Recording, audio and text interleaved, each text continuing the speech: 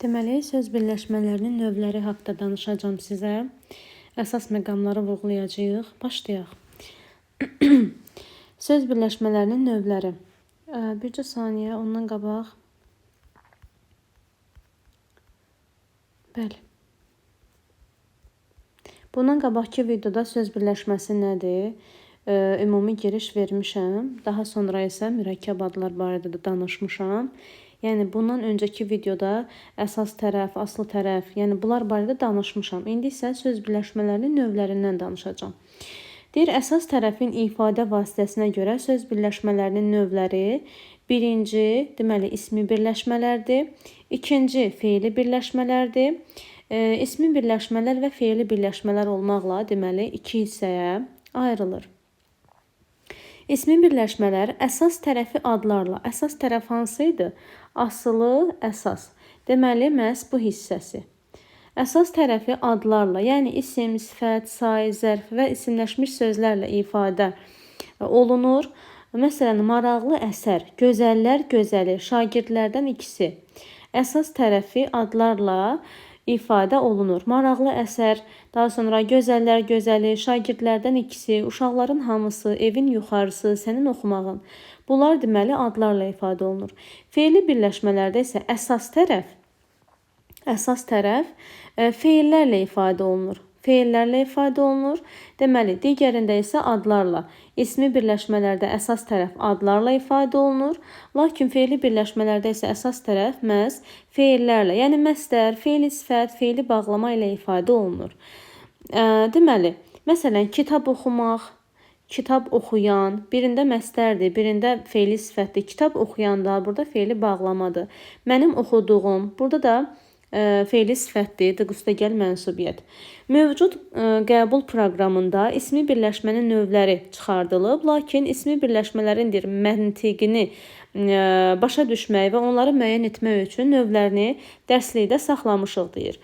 Deməli, mövcud qəbul proqramında deyir, əslində ismi birləşmənin növləri çıxardılıb, lakin ismi birləşmələrin məntiqini başa düşmək üçün biz bunu bilməliyik.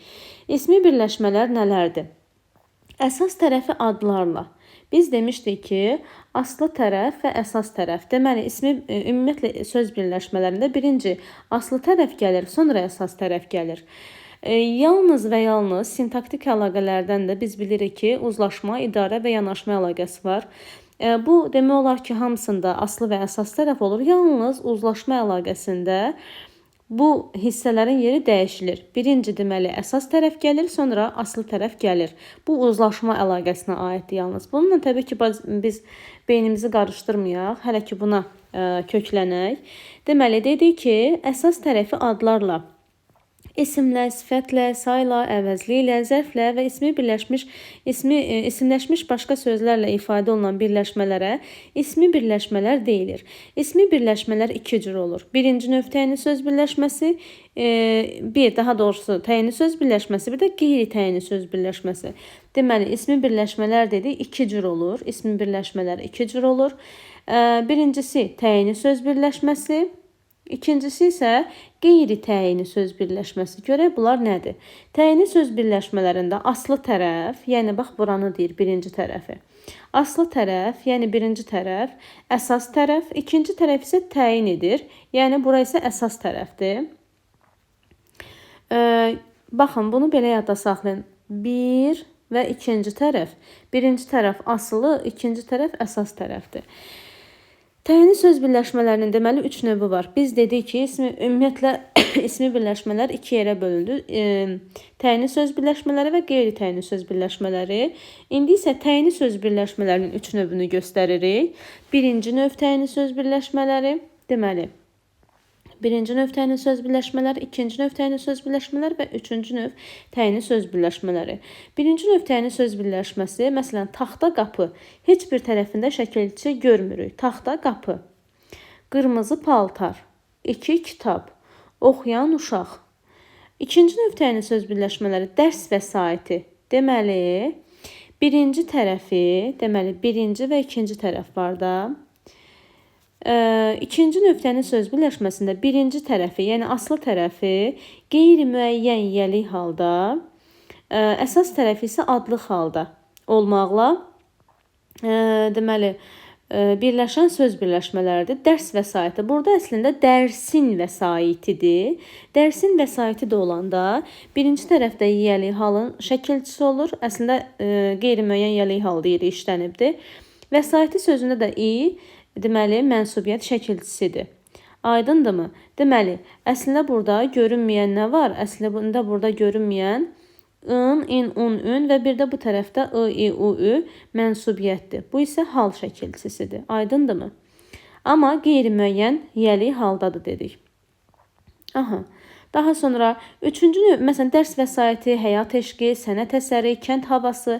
Üçüncü növdənin söz birləşməsində isə sevginin gücü. Artıq burada qeyri-müəyyən yiyəli hal yox. Məsələ yiyəli hal, birinci tərəf, ikinci tərəf isə mənsubiyyət şəkilçisi qəbul etmiş olur. Məsələn, sevginin gücü, həyatın mənası. Baxın burada həyatın mənası.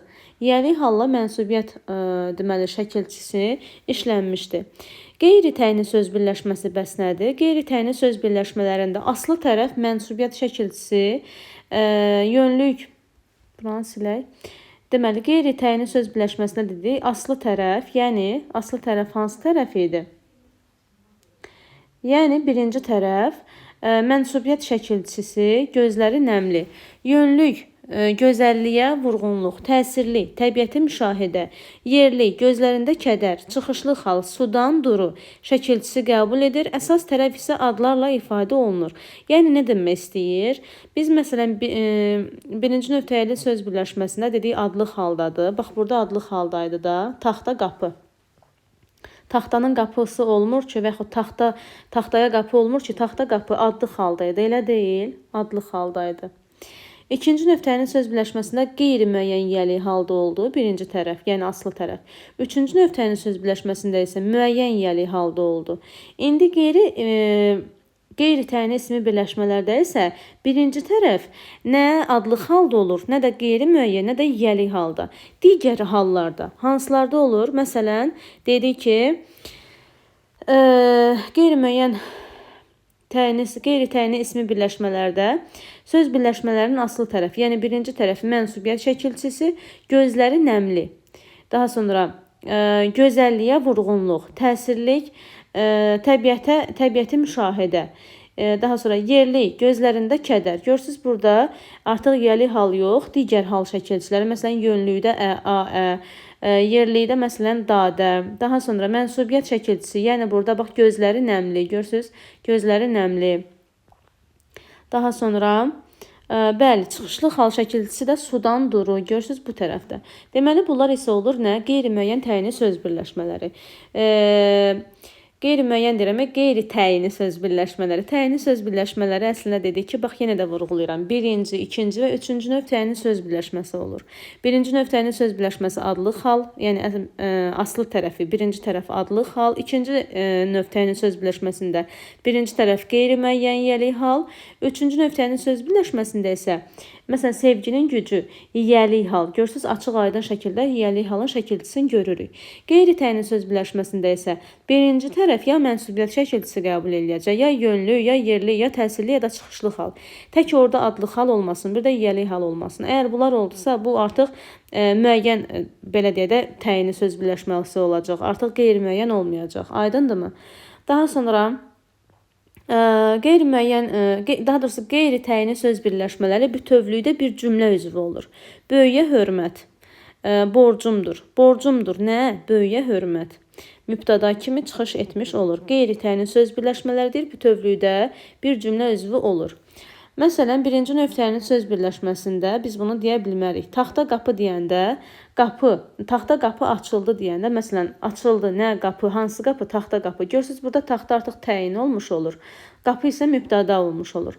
Yəni, biz bunu bu hissəyə aid eləyə bilmərik. Ancaq qeyri-təyini söz birləşməsində isə hər zaman deyirik ki, bütövlükdə bir cümlə üzvü olmuş olur. Qeyri-təyini söz birləşməsi. Qeyri-müəyyən niyə düşüb dilimə bilmirəm. Qeyri-təyini söz birləşməsi. Birinci nöqtənin söz birləşmələrindən danışırıq. Deməli, birinci tərəfdə 0 göstəribdir. İkinci tərəfdə də 0 göstərib. Yəni, heç bir tərəfdə şəkilçi yoxdur. Hal və mənsubiyyət şəkilçilərinin iştirakı olmadan yaranan birləşmələrə birinci növ təyini söz birləşmələri deyilir. Birinci tərəf, ikinci tərəfə xüsusi formal şəkilçi olmadan yanaşır. Məsələn, qızıl medal. Oxuyan şagird. Görürsünüz, heç bir tərəfində şəkilçi yoxdur. Ancaq bu o demək deyildir ki, bu birləşmənin tərəfləri şəkilçi qəbul edə bilməz. Birinci növ təyini söz birləşmələrində birinci tərəf müəyyən, leksik şəkilçilər, ikinci tərəf isə cəm, mənsubiyyət və hal şəkilçiləri qəbul edə bilər. Birinci tərəf leksik şəkilçi, ikinci tərəf isə cəm, mənsubiyyət və hal şəkilçiləri qəbul edə bilər. Məsələn, maraqlı filmlərimiz. Maraqlı filmlərimiz. Daha sonra çalışqan şagirdlərimizi. Görürsünüz, burada nə qədər əlavə şəkilçilər artırdı. Daha sonra şagirdlərimizi və bu tipli deyir, birinci növ təyinin söz birləşmələri başlanğıc formada olmur. Birinci növün əsas tərəfində qrammatik şəkilçi olduqda, həmin birinci növ təyini söz birləşmələri başlanğıc formada olmur. Yəni, nəyi demək istəyir? Biz ümumiyyətlə deyirik ki, sözün başlanğıc forması nədir? Leksik şəkilçi bitənə qədər. Tutalım, deyirəm ki, traktorçular. Traktorçular. Bizim əgər traktorçular sözümüzdə başlanğıc formanı desək, traktor sözün kökü, burada leksik şəkilçi, larda qrammatik şəkilçi. Bizim başlanğıc formamız bax olacaq, burada bitəcək. Leksik hissəyə qədər, yəni qrammatik hissəyə qədər. Məsələn, traktorçulardakı olsaydı, dakı axı leksik şəkilçidir. Artıq bizim başlanğıc formamız, bircə saniyə bunu düzəldim. Artıq bizim başlanğıc formamız burada yox, baxın burada bitəcəkdir. Baxmayaraq ki, qrammatik işlənibdir. Amma o da onun içində gedəcəkdir. Başlanğıc forma leksik şəkilçi qutaran hissəyə qədərdir. Əgər burada heç bir leksik şəkilçi yoxdursa, məsələn, traktorçu yox, sadəcə olaraq traktorlar deyirsə, traktorlar, olacaq bizim başlanğıc formamız, bax bu hissə, traktor. Yəni, qrammatik yox, sadəcə leksikə qədər olan hissədir. Amma yox, qrammatikdən sonra leksik şəkilçisi gələrsə, təbii ki, o da artıq onun içinə daxil olmuş olur. İndi nəyi demək istəyir burada? Deməli, deyir ki, görək nəyə deyirdi? Birinci növün deyir, əsas tərəfində qrammatik şəkilçi olduqda, yəni əsas tərəf hansı idi? Asılı, əsas. Yəni burada deyir, qrammatik şəkilçi olduqda, həmin birinci növ təyinin söz birləşmələri başlanğıc formada olmur. Deməli, bir də oxuyuram. Birinci növ təyinin söz birləşmələri başlanğıc formada olmur. Baxaq, ancaq buradan başlayıram cümləni. Ancaq bu o demək deyildir ki, deyir, bu birləşmələrin tərəfləri şəkilçi qəbul edə bilməz. Birinci növ təyinin söz birləşmələrində birinci tərəf müəyyən leksik şəkilçilər, ikinci tərəf isə mənsubiyyət və hal və cəm şəkilçisi qəbul edə bilər. Maraqlı filmlərimiz, məsələn, maraqlı filmlərimiz deyir. Və deyir ki, bu tipli birinci növ təyini söz birləşmələri başlanğıc formada olmur. Birinci növün əsas tərəfində qrammatik şəkilçi olduqda, həmin birinci növ təyini söz birləşmələri başlanğıc formada olmur. Məsələn, maraqlı filmlərimiz. Görürsünüz, burada deməli, əslində, sanki elə bir təəssürat yaradıb ki, biz çaşıb deyərik ki, bu maraqlı filmlərimiz ikinci növ təyini söz birləşməsidir. Deməli, başlanğıc formada olmur. Çünki başlanğıc forma nə idi? Maraqlı film. Maraqlı film. Baxın, budur. Bu lərimiz, bax, əsas başlanğıc forma budur. Bircə saniyə, bax, maraqlı film. Çünki buradakı lər qrammatikdir, imiz də qrammatikdir. Maraqlı filmdəki olsaydı, o da ki, necə olacaqdı ki, bircə saniyə görüm. O da ki, artıq maraqlı filmdəki. O da artıq bu belə qayda pozulmuş olacaqdı. Birinci növ təyinin söz birləşməsidir. Nədir? Başlanğıc formada deyil. Bax, burada başlanğıc formada olmayacaqdı. Yəni, artıq onun başlanğıc forması bura yox. Məsələ har olacaq? Bax, bura olmuş olacaq. Daha sonra bu birləşmələrdə birinci tərəf təyin ola bilən hər hansı nitq hissəsi ilə isim, sifət, say, əvəzlik, fe'l, sifət, zərf. İkinci tərəf isə əsasən isimlə ifadə olunur. Məsələn, görürsünüz burada maraqlı və burada maraqlı film. Daha sonra Tərəflər ayrılır deyir. Bir də bax burada nümunələr verib. Həmin adam, çalışqan uşaq. Görürsüz, deməli birinci tərəf deyir hər hansı bir nitq hissəsi ilə hansı ki təyin ola bilən çalışqan uşaq məsələn. İkinci tərəf isə deməli, yəni əsas tərəfi isə isimlə, sifətlə, sayla, əvəzliklə, fe'li sifətlə əvəz oluna bilər, yəni yazıla bilər. Daha sonra tərəfləri ayrılır. Deməli, təyini söz birləşməsi, birinci növ təyini söz birləşməsi nedir? Tərəfləri ayrılır. Birinci tərəf cümlədə təyin, ikinci tərəf isə müxtəlif cümlə üzvləri ola bilir. Məsələn, zirvədən baxanda gözəl mənzərə, mavi dəniz görünürdü. Aha, mavi dəniz. Baxın, gəlin bunu təhlil edək. Nə edirdi? Görünürdü. Nə? Dəniz. Hansı dəniz? Mavi dəniz. Görürsünüz, ayrıldı. Və yaxud da zirvədən baxanda gözəl mənzərə və mavi, bu bir yerdədir. Mən elə bildim bu ayrıca bir cümlədir. Zirvədən baxanda gözəl mənzərə və mavi dəniz görünürdü. Gözəl mənzərə. Nə görünürdü? Dəniz. Nə görünürdü? Mənzərə. Hansı mənzərə? Gözəl. Dəniz görünürdü. Hansı dəniz? Mavi. Burada iki təyinimiz var, amma bunlar həmcins təyinlər deyil, onu qeyd edeyim. Çünki hər birinin ayrıca mübtəda, aid olduğu mübtədası ayrıdır. Belə. Daha sonra, yəni ayrıla bilir tərəfləri. Bəzən birinci növ təyini söz birləşmələri bütövlükdə bir cümlə üzvü olur. Bu o zaman mümkündür ki, ikinci tərəf ayrılıqda işlənə bilməsin. Hər tərəf, son vaxtlar, yeni il, orta əsrlər, qədim dövr, nadir hallarda və ev tərəf və s. Ev tərəf. Bax, görün evə tərəf demir. Evə tərəf olsaydı, bu artıq birinci növ təyinin söz birləşməsi olmazdı. Buradakı tərəf sözü, deməli, belə deyək, qoşma deyil. Buradakı tərəf sözü isim mənasındadır. Ev tərəf. Belə, daha sonra nadir hallarda, daha sonra axır zamanlar, belə. Bunları biz nə edirik? Ayıra bilmirik. İkinci növ təyinin söz birləşmələrindən danışaq. Deməli, birinci tərəfi 0 verib, ikinci tərəfi isə mənsubiyyət veribdir. Birinci tərəf qeyri-müəyyən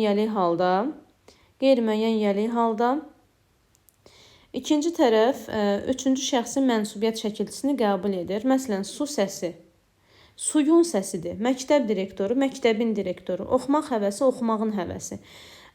Daha sonra tərəfləri əsasən isimlə ifadə olunur. Daha çox isimlə ifadə olunur. Bəzən başqa nitq hissələri ilə də ifadə oluna bilər. Vətən həsrəti, daha sonra məsələn burada vətən həsrəti hər iki tərəfi isimlə. Gözəllər gözəli, sifət. Daha sonra oxumaq arzusu, məsdər isim, dünya gəncləri, isim sifət. Tərəfləri arasında demək olar ki, söz artırmaq olmur. Bəli. Tərəfləri eyni anda cəmlənmir. Söz ustadları, şairlər məskəni. Deməli, eyni anda tərəfləri cəmlənə bilməz. Məsələn, gəlin artıraq söz ustadları, sözlər ustadları deyə bilmirik. Şairlər məskəni, şairlər məskənləri deyə bilmirik. Belə, daha sonra qocalar evləri deyə bilmirik məsələn.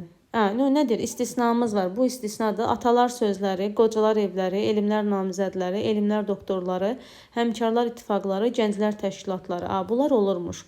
Deməli, dedik ki, əslində ikinci növ təyinin söz birləşmələri eyni anda cəmlənə bilmir tərəfləri. Lakin istisnalarımız var. Gəlin bunları yaxşı yadda saxlayaq ki, sonradan testlərdə də düşəcək.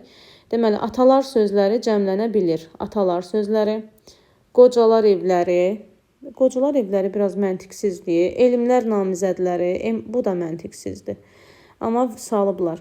Elmlər doktorları, həmkarlar ittifaqları, nə qədər gülünc. Gənclər təşkilatları. Nədir bu belə? Bunlar deməli istisnalarımızdır.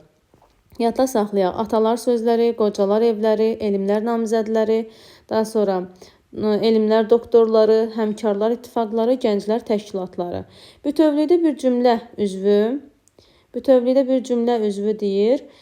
Olur, su səsi ətrafa yayılırdı. Deməli, suyun səsi ətrafa yayılırdı. Ətrafa yayılırdı, nə? Su səsi mübtəda kimi çıxış edibdir. Tərəfləri adətən şəxs əvəzlikləri ilə ifadə olunmur. Çünki şəxs əvəzliyi adətən nə qeyri-müəyyən yəli halda olur, nə də mənsubiyyətə görə dəyişir. Tərəfləri deyir, adətən, ikinci növ təyinin söz birləşməsindən gedir söhbət, adətən şəxs əvəzlikləri ilə ifadə olunmur. Çünki deyir, şəxs əvəzlikləri adətən nə qeyri-müəyyən, Nə də deyir yəli, nə qeyri-müəyyən yəli halda olur, nə də deyir mənsubiyyətə görə dəyişir. Daha sonra ikinci nöqtənin söz birləşməsinin birinci tərəfi ümumilik, qeyri-müəyyənlik bildirir. İkinci nöqtənin söz birləşməsinin birinci tərəfi qeyri-müəyyənlik, qeyri-ümumilik, qeyri-müəyyənlik bildirir. Məsələn, deyirəm ki, kitab üzü. Burada bəli, qeyri-müəyyənlik, qeyri-müəyyən yəlik haldadır. Birinci tərəf ümumilik, qeyri-müəyyənlik bildirir. Və gəldik üçüncü nöqtənin söz birləşməsinə. Birinci tərəf yəli hal, ikinci tərəfi isə mənsubiyyət şəkilçisi qəbul etmişdir. Deməli, yəli hal və mənsubiyyət şəkilçisi. Birinci tərəf müəyyən yəli halda, ikinci tərəf isə bütün şəxslərin mənsubiyyət şəkilçisini qəbul edir. Amma ikinci nöqtənin söz birləşməsində qeyri-müəyyən yəli halı idi deyənə birinci tərəf. İkinci tərəf sadəcə üçüncü şəxsin mənsubiyyət şəkilçisini qəbul edirdi. Burada isə deməli üçüncü nöqtənin söz birləşməsində isə ikinci tərəf bütün şəxslərin mənsubiyyət şəkilçisini qəbul edə bilir. Məsələn, mənim kitabım, uşaqların səsi, sənin oxumağın, onların oxuyanları, belə. Daha sonra tərəfləri əsasən isimlə ifadə olunur. Digər nitq hissələri bu birləşmənin tərəfləri olduqda isimləşir. Digər nitq hissələri bu birləşmənin tərəfləri olduqda isimləşir. Daha sonra məsələn oxumağın faydası. Görürsünüz burada məsdər isimdir. Məsdər əslində biz bilirik ki, hərəkət bildirir, amma burada neynədir? İsimləşdi. Daha sonra sənin oxumağın, yenə burada da isimləşdi. Şagirdin oxuyanı, burada da fe'li sifət isimləşdi. Belə tərəfləri arasına söz artırmaq olur. Füzulinin dünya şöhrətli poeması. Burada Füzulinin poeması üçüncü nöqtənin söz birləşməsidir.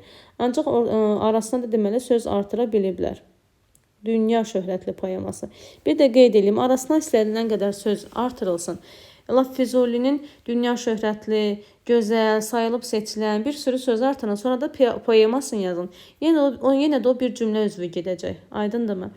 Daha sonra tərəfləri deyir, həm ayrılıqda, həm də eyni anda cəmlənə bilir. Uşaqların kitabları, futbolçuların geyimləri, maşınların ehtiyat hissələri, meşənin ağacları və s.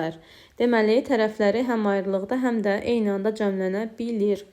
Bütövlükdə bir cümlə üzvü olur. Şəlalənin səsi insanı valeh edirdi.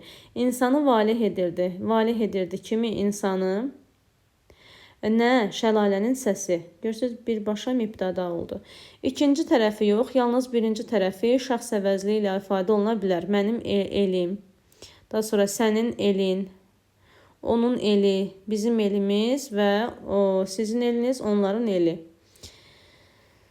Birinci tərəfi biz və siz şəxs əvəzlikləri ilə ifadə olunduqda, ikinci tərəfdə mənsubiyyət şəkilçisi işləməyə bilər. Bizim ev, sizin kitab. Bu zaman deyir, birinci tərəf olan bizim və sizin sözləri cümlənin təyini olur. Bizim evimiz çayın kənarındadır. Bizim ev çayın kənarındadır.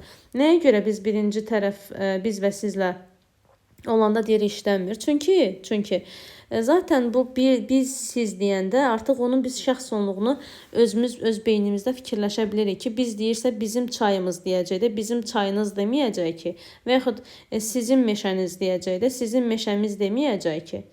Daha sonra bizim evimiz çayın kənarındadır deyir. Daha sonra tərəflər, yerlər, zamanlar, vaxtlar sözlərində, tərəflər, yerlər, zamanlar və vaxtlar sözlərində mənsubiyyət şəkilçisi işlənsə də, işlənməsə də əvvəlində gələn bizim, sizin sözlərlə birgə təhlili edilir. Bizim tərəflər indi soyuqdur. Deməli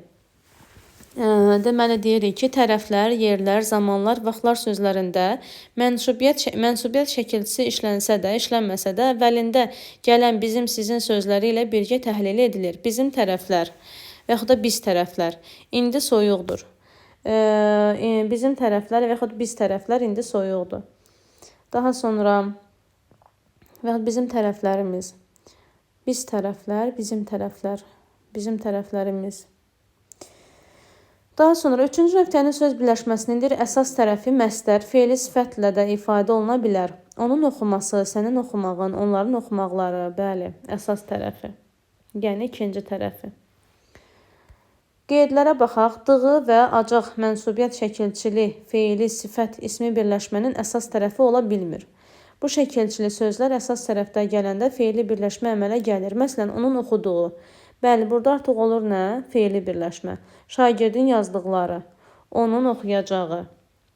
Deməli, dığı və acaq mənsubiyyət şəkilçili fe'li sifət ismi birləşmənindir. Əsas tərəfi ola bilmir. Çünki işlənəndə olur nə? Fe'li birləşmə. Üçüncü növ təyini söz birləşməsinin tərkibindəki təyin edici söz müstəqil təyin kimi cümlə üzvü olmur. Üçüncü növ təyini söz birləşməsidir. Tərkibindəki təyin edici söz müstəqil təyin kimi cümlə üzvü olmur. Onun yeni kitabı maraqlıdır. Onun kitabı. Arasında gələn bu yeni sözü biz demişdik ki, arasında nə qədər söz gəlirsə gəlsin, biz bunu nə kimi götürəcəyik? Maraqlıdır. Nə? Onun kitabı, onun yeni kitabı, onun qəşəng kitabı, onun çoxlu kitabı, nə olursa olsun. Əsas biz nəyə baxacağıq?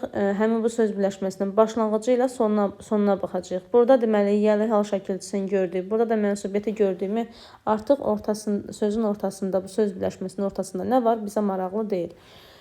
Daha sonra, mənim əziz dostum, sənin yeni kitabın və sair tipli birləşmələrdə yəli halda olan söz ixtisar edilsə, işlənməsə, həmin birləşmələr üçüncü növ olmaqdan çıxır. Birinci növ təyini söz birləşməsinə çevrilir. Mənim əziz dostum, bəli, burada artıq mənim dostum, biri var. Bir var mənim dostum. Bir də var biz bunu çıxsaq, olacaq nə? Əziz dostum. Əziz dostum. Bu da olacaq ikinci növ təyini söz birləşməsi. Daha doğrusu üzünü sayın. Birinci növ təyini söz birləşməsi. Əziz dostum. Çünki nəyə görə birinci növ təyini söz birləşməsi oldu? Əziz burada adlıq haldadır. Dostum isə mənsubiyyət. Daha sonra məsələn, sizi buradakı mənsubiyyət çaşdıra bilər. Deyirsiniz ki, bax, ikinci növ təyini söz birləşməsidir. Amma siz birinci tərəfə baxın. Görün, burada qeyri-müəyyən yəli hal şəkilçili bir sözə oxşuyur bu. Əzizim, dostum deyə bilirik? Yox, deyə bilmirik. Yəni ki, biz bunu adlıq hal, biz bunu ikinci yaxud birinci olmağını fərqləndirməyimiz üçün həmin bu birinci tərəfə, yəni aslı tərəfə mütləq yəli halı şəkilçisini əlavə eləməliyik. Görürsünüz, eləyə bilmədik. Deməli, bu adlıq haldadır. Adlıq haldadırsa da, ikinci tərəf mənsubiyyət qəbul etmiş olsa da, bu olacaq nə? Birinci növ təyini söz birləşməsi. Daha sonra üçüncü növ olmaqdan deyir çıxır, birinci növ təyini söz birləşməsinə çevrilir. Məsələn, əziz dostum, yeni kitabın, əziz dostum, yeni kitabın, yeninin kitabını deyə bilirsən? Yox, deməli olacaq adlıq halda. Yəni, yeni adlıq halda kitabın da mənsubiyyət şəkilçisi qəbul etdiyi üçün olacaq nə? Birinci növ təyini söz birləşməsi.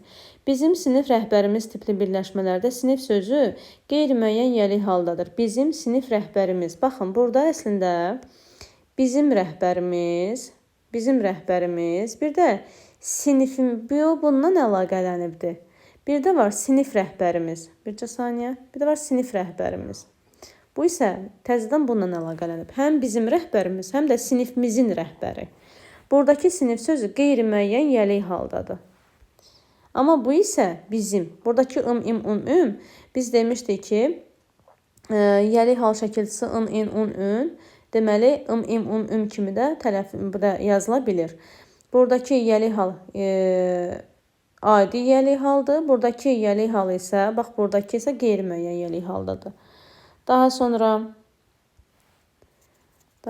nəyə baxırıq? Dedik ki, 5-ci qeydə baxaq. İsmi birləşmələr parçalanan və parçalanmayan kimi də bölünür. Parçalanan ismi birləşmələrə aiddir. Birinci növ təyini söz birləşməsi, tərəfləri bütöv təhlil edilənlər aid deyil.